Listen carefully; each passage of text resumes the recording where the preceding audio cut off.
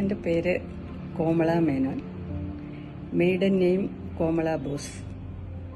ഞാൻ മാന്നാനം KE കോളേജിൽ 1975-78 BA economics ബാച്ചായിരുന്നു. എറണാകുളത്ത് സെറ്റിൽ ചെയ്തു.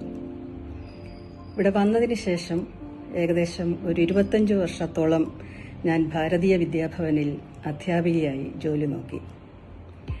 ഒരു അധ്യാപിക എന്ന നിലയിൽ ചില സ്ഥാപനങ്ങളിലൊക്കെ റിസോഴ്സ് പേഴ്സണായിട്ടും പ്രവർത്തിക്കുവാൻ എനിക്ക് സാധിച്ചിട്ടുണ്ട്.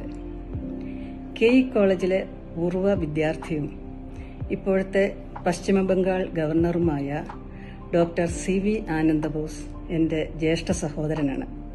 അതിൽ ഞാൻ വളരെയധികം സന്തോഷിക്കുന്നു, അഭിമാനം കൊള്ളുന്നു.